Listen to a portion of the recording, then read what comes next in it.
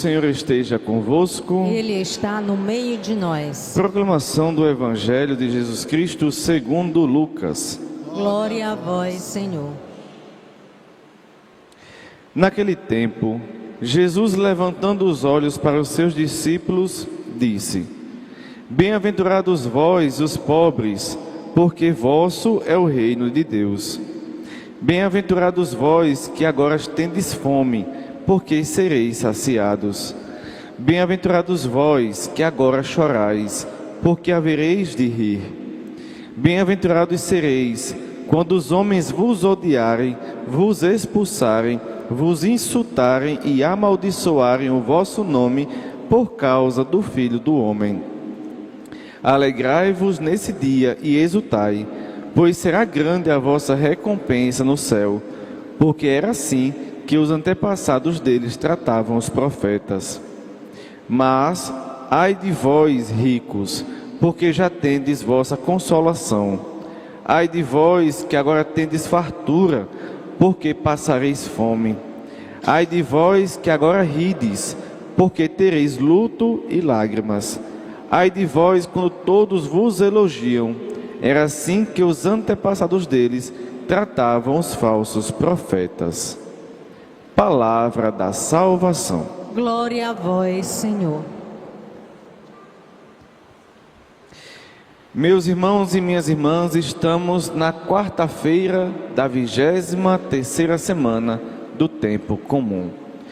Hoje Nosso Senhor inspira São Paulo na carta aos Colossenses a justamente nos colocar num caminho simples de como alcançar o céu. Porque a gente é que complica muito a nossa ida ao céu. É uma coisa que eu sempre falo: alcançar o céu é fácil, é muito fácil alcançar o céu. Difícil é perder o céu. Difícil é perder o céu. Porque para alcançar o céu, veja que coisa simples que Nosso Senhor nos diz aqui. Portanto, fazei morrer o que em vós pertence à terra: imoralidade, impureza, paixão. Quando vocês escutarem a palavra paixão na Sagrada Escritura, não é paixão de apaixonado, não. Para dizer, eita, então Nosso Senhor quer que ninguém se apaixone por ninguém. Não é isso. Paixão na Sagrada Escritura é a mesma coisa que paixão na filosofia. Paixão quer dizer vício. Então, que Nosso Senhor quer dizer o quê? Imoralidade, impureza, vícios, maus desejos, cobiça, que é idolatria. É difícil isso? É difícil largar isso? Não é difícil. Quando eu sei que tudo isso só me puxa para baixo, só me deixa aqui preso. Então, quando eu percebo que isso para mim não é vida, é fácil largar. Só que, como eu digo, a gente muitas vezes prefere buscar aquilo que é daqui e não do que é do alto.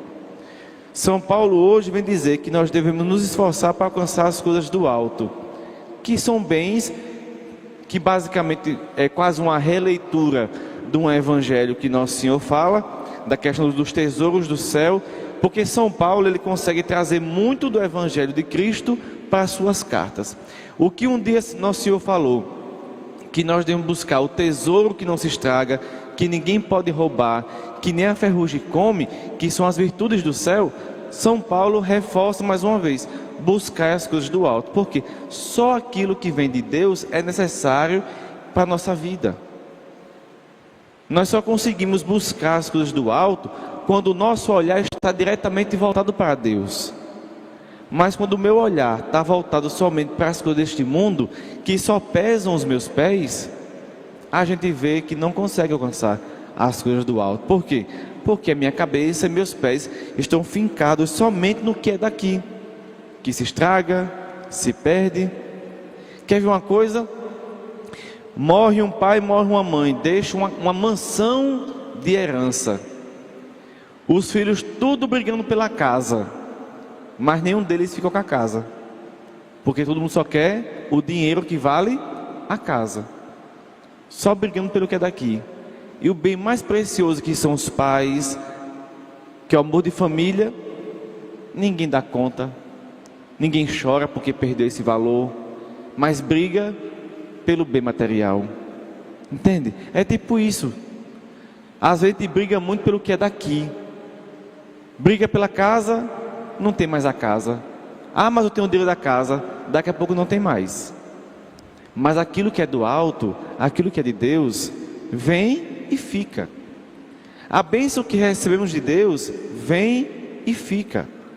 Ah, foi, mas às vezes a minha casa, ou minha família, o meu trabalho, está assim ou assado. Não é porque Deus tirou a sua bênção, é porque você rejeitou a bênção, é diferente. Então nós temos que ter a certeza que a nossa vida é unicamente em direção a Deus. O projeto de Deus é, dele saímos, para ele voltamos. Só que nesse meio caminho, entre de onde eu saí, que é Deus, para onde eu devo voltar, que é Deus, existem as minhas escolhas. Só que São Paulo é muito simples. Ele até colocou poucas coisas aqui. Só colocou o quê? Imoralidade, impureza, vícios, maus desejos, cobiça, que tudo é idolatria. Lá embaixo ele só reforça: abandonai tudo isso: ira, irritação, maldade, blasfêmias, palavras indecentes que saem dos nossos lábios. Não mintais uns aos outros. Veja, é difícil não mentir para o outro? Não, é muito fácil parar de mentir. Quando eu percebo que falar a verdade é muito mais frutuoso. Eu tive com uma amiga há pouco tempo, e ela me fazia uma pergunta de por que eu não tinha ido para tal evento. Eu falei, não, porque eu não quis. Era a resposta. Ela foi responder para outro amigo, não, ele não foi, porque isso, porque aquilo, porque passou por isso, e gaguejando para contar a história toda. Eu disse, minha santa, diga porque eu não quis. Não, é muito bruto falar assim, mas na verdade eu não fui porque eu não quis. Não querer ir, já é a resposta. Não, eu tenho que falar, peraí, deixa eu arrumar aqui. Ó, ele não foi porque foi tal coisa, cansou de... Eu não fiz nada não, ela mandou no áudio, eu corrigi no meio. Entende? Mentir é muito difícil, porque eu tenho que criar todo o enredo para todo mundo acreditar em mim. Mas falar a verdade é puf, pronto. Nosso Senhor, no Evangelho, vai dizer poucas verdades na nossa cara. Ele não arrodeou, nem adocicou um pouquinho, é pabufo. Nosso Senhor, quando tem para dizer uma coisa, ele vai lá e diz. Ele não arrodeia, não fica, olha, naquele dia lá, você lembra, não. É isso e pronto. É isso e pronto. Então, minha gente, mentir, parar de mentir não é difícil. Mentir é difícil, porque eu invento uma mentira, para sustentar ela, tem que fazer mais 5, para sustentar esses 5, tem que ter mais 10 para cada uma, porque eu tenho que convencer todo mundo de que aquilo foi verdade. Outra coisa, ira, irritação e maldade. Ira, sentimento. Irritação, já começo a expor aquilo que está dentro de mim.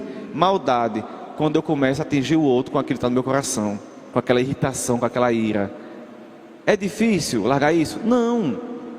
Quando eu percebo que fazer o mal ao outro, eu tenho que gastar tempo planejando o mal, vendo como executar o mal, depois que executar o mal, me esconder para dizer que não foi eu. Só que no fim das contas, eu mesmo me denuncio que o mal foi eu que fiz. Quer ver uma coisa? Você fala mal de alguém, prejudicou alguém. Daqui a pouco você fica com medo de achar que foi você. Aí você tem que prejudicar mais 2 pessoas para cobertar o mal que você fez. Veja, é todo um planejamento errado. Então largar aquilo que é ruim não é pesado. Pesado é a gente não querer. É a gente se acostumar com o que é lixo. É a gente se acostumar com aquilo que não presta. Veja a parábola do filho pródigo. O filho pródigo mata o pai em vida, porque perde a herança, só ganha a herança quando morre. Mas ele mata o pai em vida. Ele vai para o mundo gastar tudo. Quando nem a lavagem dos porcos é dado a ele, ele percebe, não, meu pai nunca quis isso para mim. Meu pai nunca quis que eu comesse lavagem. Só que a gente hoje em dia se acostuma muito com os lixos e com as lavagens desse mundo. Por isso que te fala, Frei, quer ver uma coisa que eu muito escuto na confissão, que eu dei para rir às vezes. Mas é um riso, não de engraçado, mas de ironia mesmo. Frei, tem aquilo, né, que é comum hoje em dia, né, falar mal dos outros, né, abrir para a porta, né, olhar para a vida dos outros. Pega o espelho e olha para você mesmo, e olha para a sua vida. É muito mais importante do que você ir para a porta e olhar para a vida dos outros. Você gasta muito mais tempo, gasta muito mais energia, porque para ir para a porta curiar a vida dos outros, eu tenho que decorar cada passo que a pessoa dá, a roupa, com quem ela anda. Depois vou no Zap ou na casa do vizinho contar a história todinha, aumentando uns 10 pontos, para poder a fofoca ficar mais atraente. E depois eu tenho que inventar umas 5 mentiras para dizer que não foi eu que contei aquela fofoca. Enquanto eu olhar no espelho para olhar minha vida, que só a minha vida que me interessa, e é só a minha vida que me interessa mesmo, que me importa, eu não olho. Que eu deveria começar a corrigir minha vida. Entende? Então largar aquilo que é desse mundo é muito fácil. Quando eu percebo que a minha vida é totalmente em direção a Deus. De Deus eu vim, para Deus eu volto. Falando em Deus, vamos repetir comigo aqui o refrão deste salmo de hoje. O Senhor é muito bom para com todos. Repita comigo. O Senhor é muito bom para com todos. Mais uma vez com mais força. O Senhor é muito bom para com todos. Compreendendo que o Senhor é muito bom para com todos, não é para com todos que o amam, não. É para com toda a humanidade. O Senhor é bom para quem gosta dele, para quem não gosta, para quem crê nele, para quem não crê. Sabe por quê? Porque o Senhor Deus não depende da gente. O amor de Deus para com a humanidade não depende da humanidade. Tenta refletir um pouquinho. Se Deus dependesse do meu amor para com Ele, para me amar, como seria minha vida sem o amor de Deus? Porque nós não amamos a Deus. Se a gente realmente amasse a Deus, a nossa vida era totalmente diferente. Os nossos comportamentos, os nossos pensamentos. Não seria difícil eu dizer que mentir é difícil de parar, de ser fofoqueiro é difícil de parar, de curiar a vida alheia é difícil de parar. Quando a minha vida está totalmente voltada para Deus, e eu sei que o amor dele é tão grande que eu faço todos os dias para merecer, eu sei que as coisas deste mundo para mim é muito fácil deixar, para buscar somente a Deus. Entende? Então, graças à misericórdia infinita de Deus, o amor dele não depende do nosso, porque o amor dele só depende dele mesmo, porque ele é totalmente amor. Então, ao escutar o refrão do salmo de hoje, a gente sabe que Deus não castiga, porque o salmista não ia escrever uma mentira. Como é que o salmista ia escrever que o Senhor é muito bom para com todos? E durante o salmo ele diz: grande é o Senhor e muito digno de louvores. E ele começa todo um elogio para Nosso Senhor de tudo que ele faz pela humanidade de bom. Quando eu compreendo isso, eu percebo facilmente que Deus não castiga ninguém. É a gente mesmo que se castiga. Só que a gente é tão ruim, que nem os BO da gente, a gente segura. Veja, primeiro, eu digo que largar as coisas desse mundo, falsidade, mentira, fofoca, estou indo pelo leve, mas cada um sabe o que pesa no coração e na consciência. É difícil. Aí, faço uma fofoca, minha família é destruída pela fofoca que eu fiz, aí eu digo, Deus me castigou. Não, quem contou a fofoca? Foi Deus ou foi você? Quem começou a falar mal dos outros? Foi Deus ou foi você? Quem começou a maldizer a vida do outro? Foi Deus ou foi você? Entende? Nem as consequências dos nossos próprios atos a gente segura. Mas quando eu escuto um salmo como hoje, que é um salmo de louvor, eu percebo que Deus não castiga. Deus só faz tudo o que é bom. Porque se Deus castigasse, Adão e Eva seriam os primeiros e os últimos. Não existia mais ninguém. Porque mal começou, já deu errado. Nosso Senhor poderia olhar assim: esses bichos aqui deu errado. Peraí, acabou, pronto. Não cria mais homem nenhum. Se Nosso Senhor realmente castigasse, você acha que ia cair só fogo em uma cidade? Não, é no mundo todo. Quando o dilúvio fosse para acabar, Nosso Senhor tinha acabado com Noé, com a família, todo mundo. Se Nosso Senhor realmente castigasse o mundo, quando o filho dele foi pregado na cruz, ele poderia falar: filho, só você estalar o dedo, só você dizer assim: pai, acaba com tudo que eu acabo. Ele acabou? Não. E olha o mal que a gente fez a Jesus Cristo. Levou a Cristo para a cruz. E que Deus castigou o mundo? Não. Por quê? Porque o Senhor é muito bom para com todos. O problema é que o todos não é muito bom para com Deus. Todos os dias, infelizmente, a gente sempre faz, como diz os mais velhos, uma ruindade com Deus. Uma ingratidão com Deus. Mas graças a Deus, tem o ministério, tem o sacramento da confissão, para a gente realmente retornar a essa amizade perfeita com Deus. E para reforçar mais ainda a nossa caminhada, para a gente dar atenção realmente àquilo que importa, vamos para os conselhos de Nosso Senhor, as bem-aventuranças, mas também os puxão de orelha que nos dá hoje. Ele começa: bem-aventurados os pobres, porque vosso é o reino de Deus. Bem-aventurados os que têm fome, porque serão saciados. Bem-aventurados agora os que chorais, porque haverão de rir. Nosso Senhor aqui não está falando das pessoas que buscam os males para a sua vida, porque ninguém é pobre porque quer. E aqui Nosso Senhor não está falando somente daqueles que são pobres financeiramente, também estão falando. Nosso Senhor também toca naqueles que passam fome hoje, daqueles que muitas vezes são maltratados nas ruas. Mas também Nosso Senhor está falando de muitos que procuram a palavra de Deus, que procuram a palavra amiga, que tem fome de carinho, fome de atenção e não tem. E aqui nós não estamos falando muitas vezes dos que estão na rua. Às vezes tem filho em casa com fome de carinho dos pais. O que é que os pais dizem? Não, é porque é da idade, se é da idade passa. Não é da idade não. Exerça seu poder e sua autoridade de pai e mãe e vá até seu filho, abrace, pergunte como é que está. Aqui diz: aqueles que choram porque serão consolados. Aqui não, o Senhor não está falando daqueles que por tudo choram, não. Está por aqueles que só vê tristeza na vida porque os outros causam tristeza para ele. São filhos que muitas vezes só faz todos os dias os pais chorarem, porque estão largados no mundo, ou porque em casa fica causando brigas em casa, entende? Então hoje as bem-aventuranças é para a gente recordar do mal que fazemos ao outro, mas e lembrar que para todos nós que sofremos o mal por alguém ou por nós mesmos, é saber que Deus é a solução. Porque todas as soluções que Nosso Senhor nos dá aqui, para quem tem fome, para quem é pobre, para quem está chorando, para aqueles que são odiados, a solução sempre é Deus. Então para aqueles que sofrem, alegrai-vos, porque o Senhor Deus é a nossa consolação.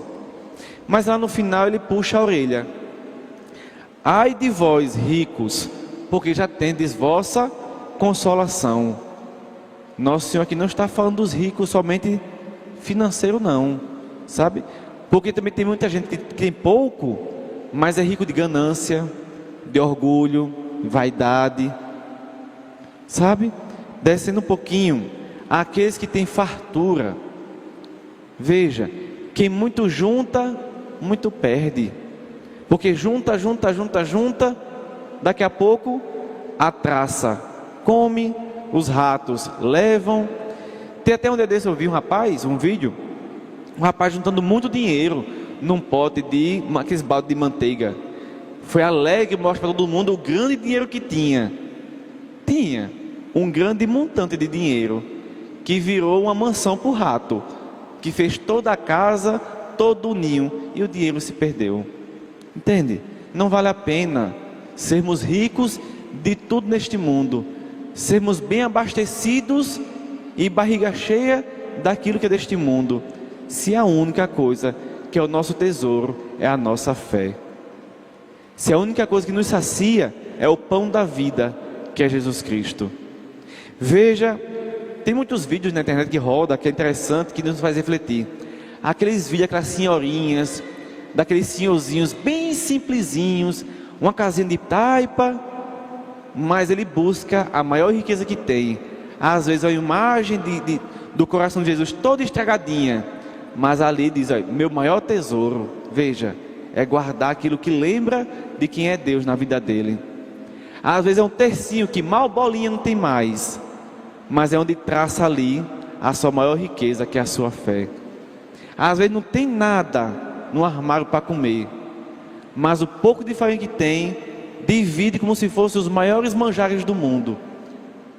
Quando a gente aprender com esses evangelhos que ainda estão aí para serem lidos, a gente vai compreender que a nossa bem-aventurança se encontra sempre em Deus. E a resposta do nosso choro, da nossa fome, é Deus. Que a nossa maior riqueza é Deus.